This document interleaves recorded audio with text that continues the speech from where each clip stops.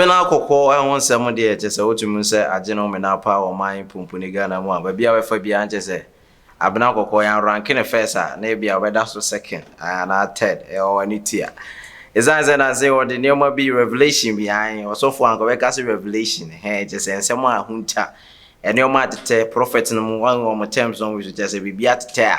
a just obi ebeda de just a revelation and Revelation chapter 1 verse 2 na just ordinary nsem ne buy no chapter 2 na buy no just mood papa wotumi say ensem be hwegu ye papa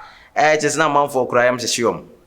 o yesa na mso sa anko yegu bi kura wale ya just na obodi bebre di ne de na dos wotumi say di ne de just wotumi hu say ye fa presenters e organa bebre na bna ko so wawe omu nyina wawe omu si and you know bema bia no obetimi aka say na me abra ko me we no na say won we me wa we omu nyina age say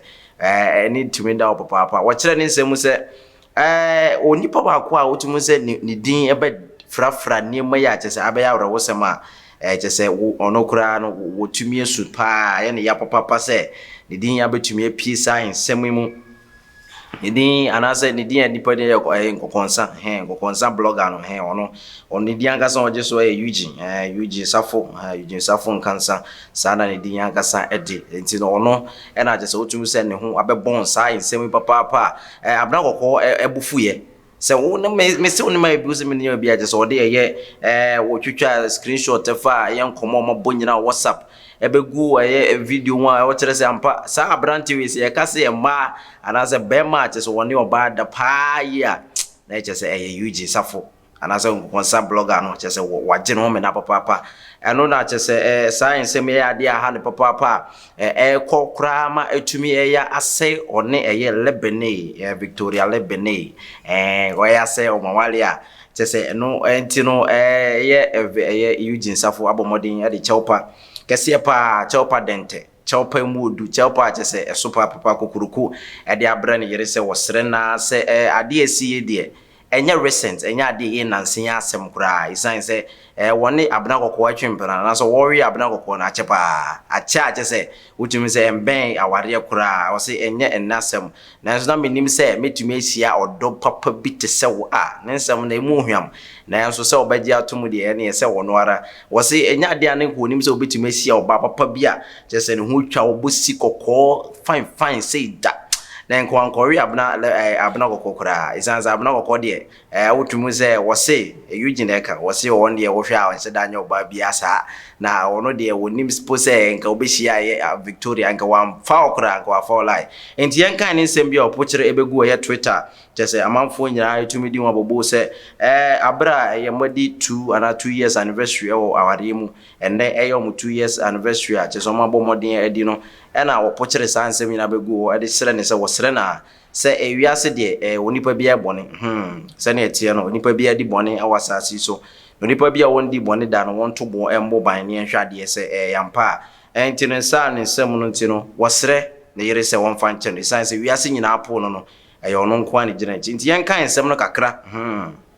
yepe ya dance ntino ye kan nsem no kakra no wotumi ye hu se ampa enya ntro ne ye twa so many things were said about our marriage and I am ashamed and disappointed in myself for everything that has happened in the past few days. Ndo wachire mu se enema bibiri na chesa manfo eka fo ma wale no pa wachire se abra obe ware ne kura nje se nkrofo kansem efo mu mienu abade no ho a chese wose na nsem aboboba no efa ya abna kokon wa woni tua wose sa nsem no de na ni ewu papa no ankasa wote wono ni tibu abu ni fo papa se wonu no se wo ye sa nsem nyina chese na kakrai nsem abe wada afa ware no ya de a chese etumi ha no pa I am strong in the mind, in the midst of all this because of only one person in my life, my powerful wife, Victoria Lebene. What I say, Abra, what you made, I say, Sema Buba, I dare to manage in a year pie and yere. Yana yere di anje senka enka bi wan say bi a Eugene Safo bi a boda mana say waye semfu bi na wo se ade atumi ama na gina yi pa no eye ne yere Victoria Victoria wotumi say ampa ade no tumi ya ne papa wo kire ne nsemu e wo hanom wo say I was single and wasn't finding real love say ne me kan no wo say na abra na oye content kro single mind na wonim say no wo hu eye oba anase wodo correct wodo pa na je say wonya hu bi. I never knew I would find a permanent place in your heart of one woman, but guess what? I chose to marry the forever beautiful Victoria Lebene. I just say we try to the lyrics the more shit. Hey, what said that's the lyrics nankasa. What she someone abobo and 70 top fan say oh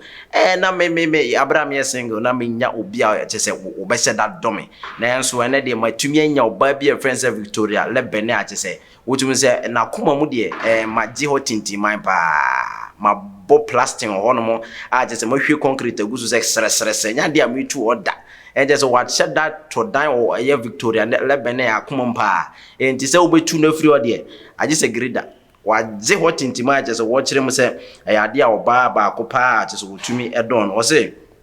some said I married a slay queen some said I like big ass so it will never work and some said I was too broke to marry her. No kire mu say ebi mo kekan some ebi mo kan say oh oba ya ko ware ndie wo ye che say wo ye obi a slay queen what you say pro one eye 22 for yi na so my rebranding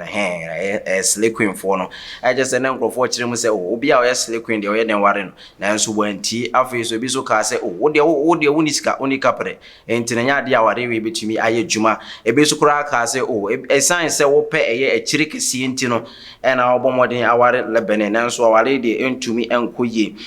no so no de esan beto wo say but she came in and changed everything that was said. What I say was I stand here today to celebrate a victorious woman for changing me and every perception surrounding me. Hana yedi besi yedi enchire mu no ewa nsem no wa yedi beto screen na what me hu say the echo what chire mu say oba na anasa Victoria Lebene ba na brabo mu no enema bia na fa no na nkrofo dwene say enema tantan bia fa no oba na ba na brabo mu no abomodin yetumi asesa sa enema nyina ama na amanfo obogye ne so nkonkonsa blogger nkonkonsa opemu nkonkonsa nyina hene ene wo je nkrofo etumi ebogye ne so say ampa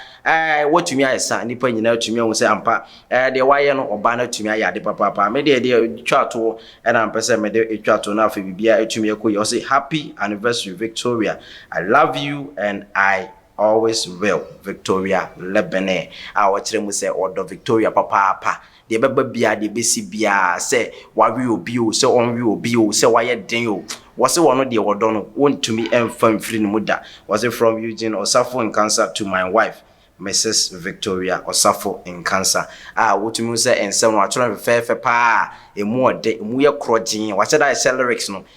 what she said you be a cottonoma why sending some why sending nyina de apache was Lebene was rena say bibia besi bia no o mai hu say ampa ade de odo de ekode ewo na wa kire ne nsemu saa enti no nsem bia besan epie free mu no ye ba de abesoma ye ahwefo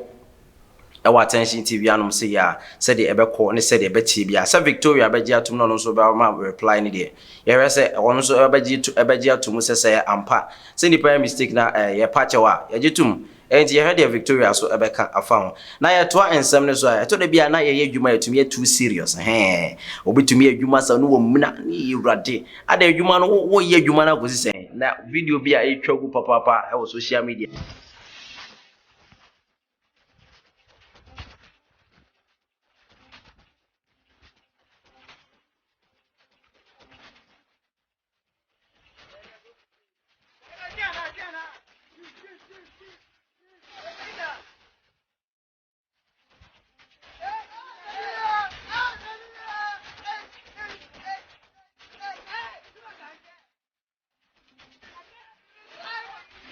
go viral very viral de nkrofo nyina account sem so adwuma de wo ya na wo so wo ji wani kakra enye se wo de adwuma ni nya eye ni je dabi ene se ka ne santi wo kodu adwuma je se wo koda eze edu adwuma je wo kodu adwuma je se wo kohwe TV wo kohwe phone so am kankan ne abanfo no mu du adwuma mu abra ajai ene TV no so wo si ekire sa productivity entumi nkoso da enti no we dey amazing phobia otumu se o ma bodwuma papa o mu si dan na dan si no aje so ma pause o se ye adwuma ye home ede ye ni kakra na se asabi o mu de asese so no enye small thing kura we sasa wo krakisa na we concern bana fana enane na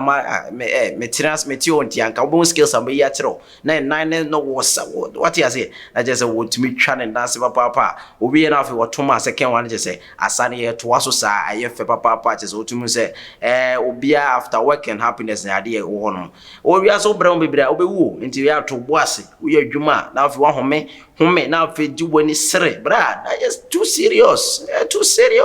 as Africa too serious obewu ntem what you say nti to boase na afi ye adwuma no farije fra na afi bia ntumi nkose de sene fata enye jejeje wo mo ya ade wi enye se bia mo ntumi nsidan on besi dan pepe ni nyina afefe na nso nye time bia na wasa wotumi emuna woni ma se wo so cement ntin ede ya maji wi ase gure pepe dai sere na afi sana afi ji woni na afi nema nyina nkoyie na bibia ntumi enkototen wo sa bibire na tumi esaw yare wonan na wo so na wonsa na turu nyina sa yare bibire enti ntwen yare na wo ne nku ansa na beka se minim yanka den kama yesi sa na ji woni na afi bia ntumi enkoyie enti enwu se nkrofo na omo sara ade a chese omo ye mesinfo a omo badwuma pa ba omo break kakra na afi omo tumi adwumani na ha na ye de ensem kakra no ebesi